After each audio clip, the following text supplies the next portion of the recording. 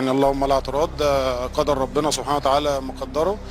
تصريح خطير من مدرب فاركو أحمد خطاب يفاجئ به النادي الأهلي بعد فوزه على فاركو، ويسخر من الزمالك بسبب زيزو. شاهد ماذا قال. ولكن قبل أن نبدأ، لو أنت محب وداعم للنادي الأهلي فيرجع الإعجاب بهذا الفيديو، ولا تنسوا أن تعطروا فمكم بذكر الله والصلاة والسلام على رسولنا الكريم.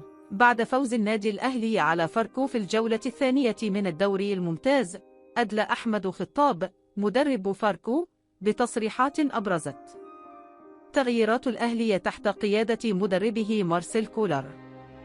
خطاب اعترف بأن الأهلي كان مستعدا لتغيير طريقة لعبه بعد تعادله في المباراة الأولى أمام فريق المصري، وهو ما بدا واضحا في المباراة الثانية، حيث ظهرت قوة الفريق عبر لاعبين مثل ديانج وأحمد زيزو الذين قدموا أداء مميزا. وفي سياق الحديث عن أداء زيزو الذي انضم حديثا للأهلي بعد رحيله من الزمالك، أشار خطاب إلى أن زيزو كان اللاعب الأفضل في المباراة، وأن تأثيره كان واضحا منذ البداية بعد أن صنع هدفين في مباراة الأهلي الأولى بالدوري.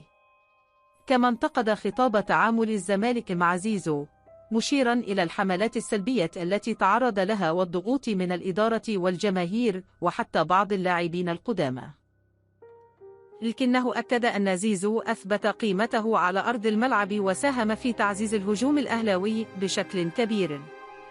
ختم خطاب تصريحاته بالإشادة بالقوة التي يتمتع بها الأهلي هذا الموسم، معتبرا أن الفريق بتشكيلته الحالية وخاصة في الجانب الهجومي يبدو مستعدا لتحقيق إنجازات كبرى سواء على المستوى المحلي أو الإفريقي.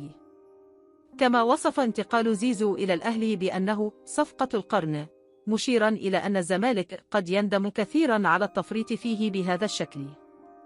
وفي الختام، يبقى السؤال مفتوحا للجماهير حول أداء الأهلي وما يمكن أن يقدمه هذا الموسم.